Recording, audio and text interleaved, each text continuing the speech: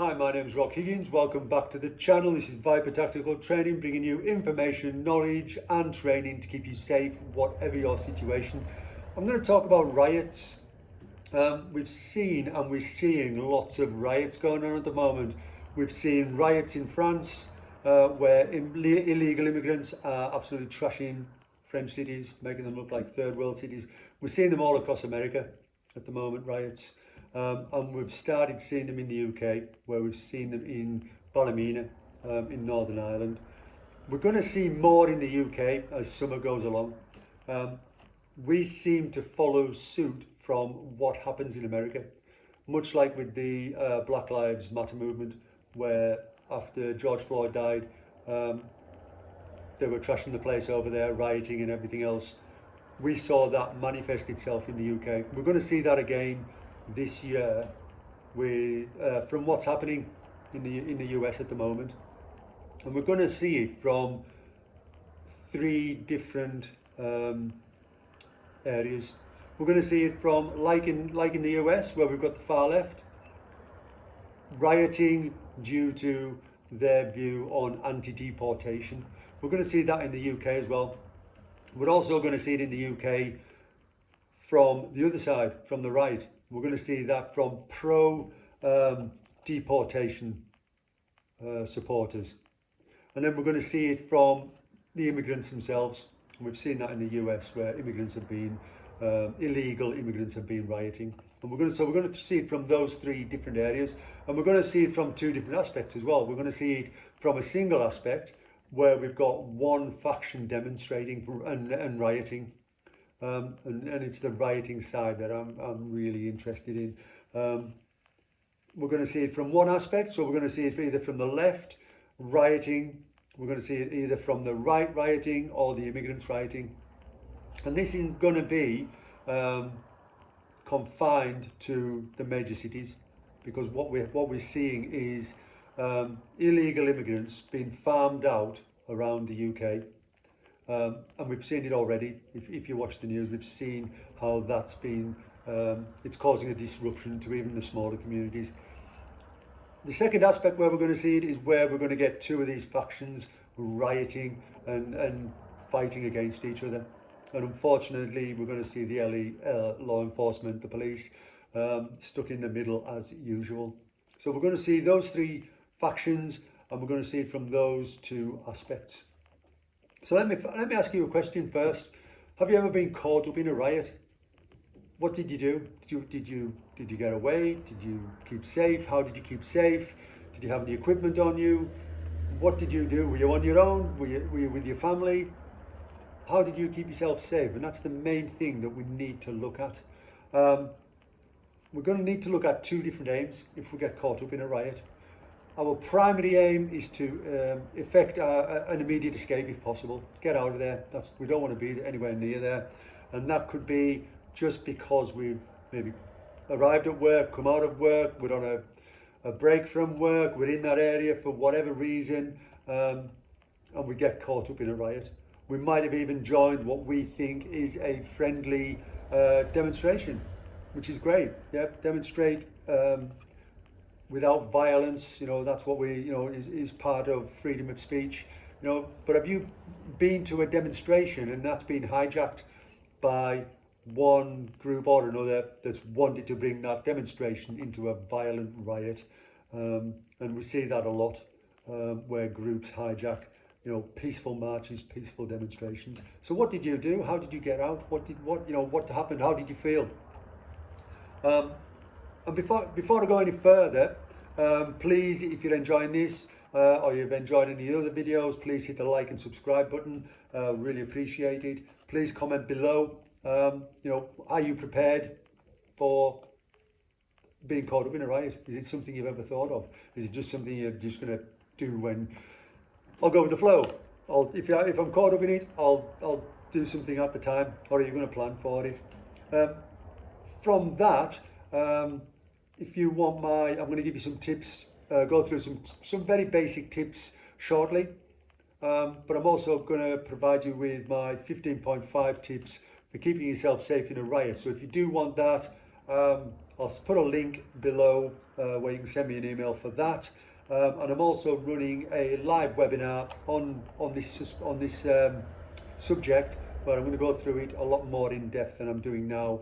That's on the 29th of June, Sunday the 29th of June, 10 a.m. till 12 noon UK time. And I'll put a link down below where you can register to come on that webinar. It will be really interesting from my point of view, and from from what you're going to gain from that. So like I've just said, I've asked about you being in a riot. Can I get some feedback? I'd really be interested in your feedback about being caught up in a riot, whether you were just caught up in it as a member of the public, whether you were attending a demonstration that turned into a riot, maybe you're law enforcement and you've been policing it.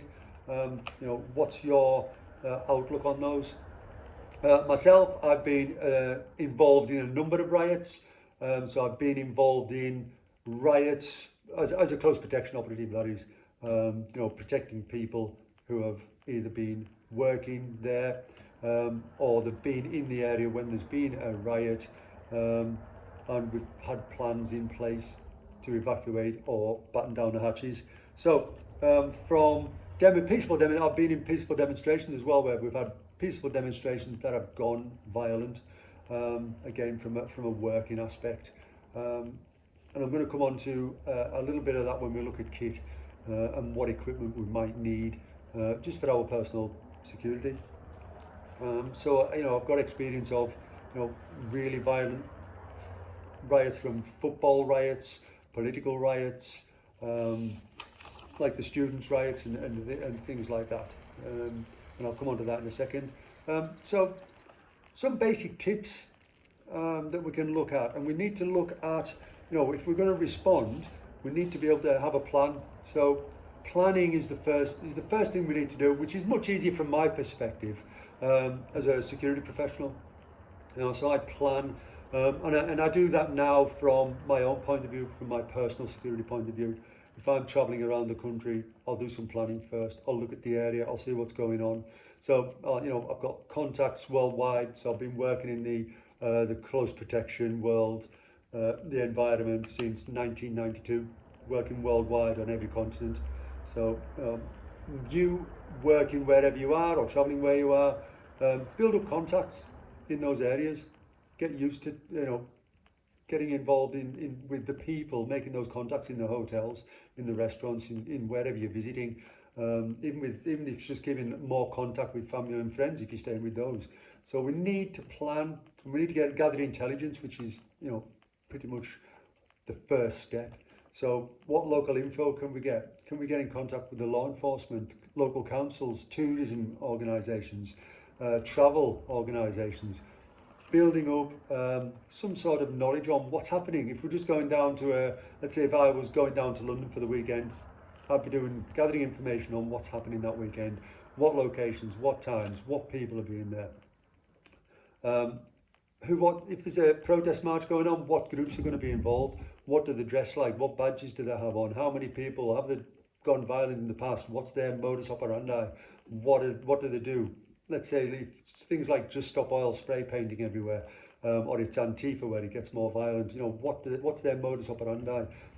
If something happens while I'm in that area and I've got to go to that area, that's going to give me some knowledge on what I need, the times I need to be in that area, the times I need to be out of that area. And I'll come on to a few different things with kit in a little bit. And like we said, if you're like I said before, if you're in let's say you're in an area, an affluent area, to do with government work or businesses that are being targeted, you've got somebody like Antifa, you've got black combat kit, black tops, hoodies, face masks and everything else, and there's a riot going on and you step out, or it's starting to get volatile from a demonstration and you step out in your suit and your briefcase and everything else, you're going to stand out like a sore thumb and you're going to become a target. So understanding what's going on in our area is the first part. But then we need to be able to understand what to do, because there are two different things that people get mixed up on. One is responding and one is reacting. If you react to something, that's a natural instinct. We all have a natural instinct to react to a stimulus. What we need though is a response, which is a cognitive option. It's a decision, a cognitive decision that we've made to do something. So we need to respond correctly because we might react in the wrong way to what's going on. So we need to have a few things that we're going to look at. So what if we're walking about? If we're on foot and we get caught up in a riot, one thing we don't want to do is hopefully not get between the police and the rioters. That's not what we want to do. But if we do not want to approach the police line unless we can 100% identify that we are not one of the rioters. They're just not going to listen to you. They're going to take you as one of the rioters. And I've seen it happen before. What we need to do is, wherever we go, is don't run. We need to walk. If we run, fast movements draws attention. That's either going to be from the law enforcement or it's going to be from rioters. We don't need to be drawing attention to ourselves. We need to be able to make our way to either evacuate the place, like I've said. So if we're caught between the law enforcement and rioters, we need to be moving through, if safe or from a safe route, through the rioters. If we can't do that, we need to batten down the hatches and get somewhere, a safe location. If we're in a vehicle, we've seen, I don't know whether if anybody remembers when Prince Charles and Camilla were caught up in a riot in their vehicle. Camilla's window was down and somebody got a hand in through the window and poked in the ribs with a stick. Your windows need to be up, your doors need to be locked, your seat belts need to be on. And if you're driving in that location, as in that incident with the London student riots, you need to be aware of crowd movements, about what's happening around you, to drive away in the opposite direction, down side streets and everything else, as soon as possible. You also need to make a plan. If you're driving and unfortunately you've not been aware but you're stuck by a riot, when do you effect an escape from that vehicle? You're just going to sit there. We've just seen a video which I put up on LinkedIn or whatever I think it was LinkedIn. Two girls got stuck in their vehicle in a riot. The car was getting rocked from side to side. The windows were getting smashed. Not a good place to be. You've also got to be prepared to decide if your life's at risk, whether you're going to drive out. That means through rioters. And we see this in America, don't we? When the vehicles, the ICE vehicles, are trying to get out of the way and people are jumping in front of the vehicles. You might have to be prepared to drive through people to get out of there. What if you've got children? What if you're just visiting an area? You're taking a break for the weekend. You're visiting a big city, tourist attraction. You've got kids with you. What do you do if you've got kids with you and all of a sudden you're caught up in a riot? Ages. What ages do you have? Do you need kids who are going to get carried? Who's going to carry them? What equipment do you need? And I'll come on to that in a second. Who's going to do all the protecting of the family? I do this on one of the courses I run where it's called Be Your Family's Bodyguard. So I teach what bodyguards do to families so the mums and dads can work as a team to protect their kids. So who's going to carry the kids? Who's going to do the protecting? Do you have one kid, two kids, multiple kids? Plans have to be made when we're looking at children. Buildings, we need to be able to, like I said, get away or batten down the hatches. We've just, if you've watched what's been happening in America, and you've seen it in the UK as well, buildings will be trashed in that area. They'll be smashed, they'll be looted, they'll be set on fire. We don't want to be in those buildings any longer than possible, but they do offer an escape route. So if we go into a building while it's being looted, we need to get out of there. We don't need to go up, because if those buildings get set on fire, that means the ground floor, then the first floor, is probably going to get on fire. It's going to be set on fire. And if we are moving upwards, we're going to get trapped. So if we do have to go into a building where there's looters to effect an escape, we go through the ground floor and we go out through a fire evacuation to a rear door and then effect an escape from there. So we don't need to be going into that building. And be prepared, if it's life-threatening, you might have to break into one of these buildings yourself to get through that building and out the back.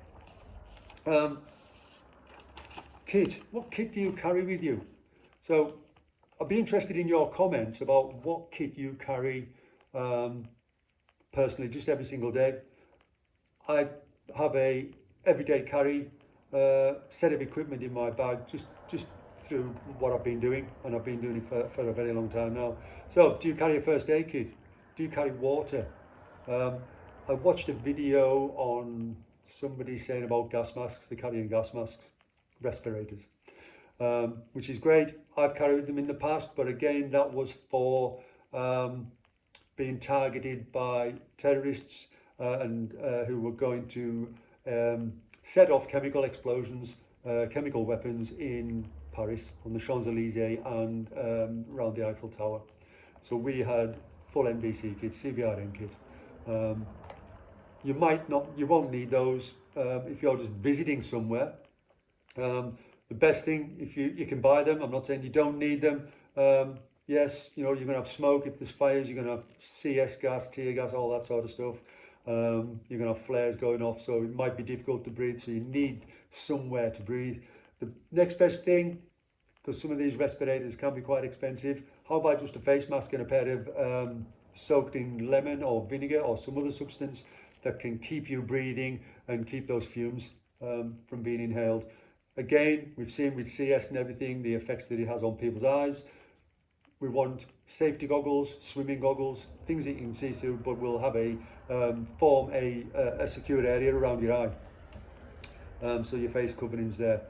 What about a break glass device? If you've got to break into a building, do you have any way to break into that building with to effect an escape? What about maps of the area? How well do you know your area? Have you had a walk around a bit? What about a penknife, a torch, or even a hand towel? If you do have CS gas or you've got smoke in your eyes, you need somewhere, you need the water, not only to drink but to maybe wash things out of your eyes. Also a hand towel, you know, get dried off, or some like wet wipes and things like that.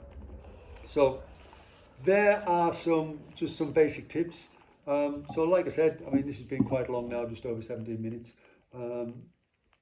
Please hit the like, subscribe button. If you want my extra 15.5 tips to keep yourself safe during a riot, I'll put the link below, and you know, I'd look forward to you joining my live webinar. I'll put the link down below on that. If you've got any questions, please comment, send me a DM.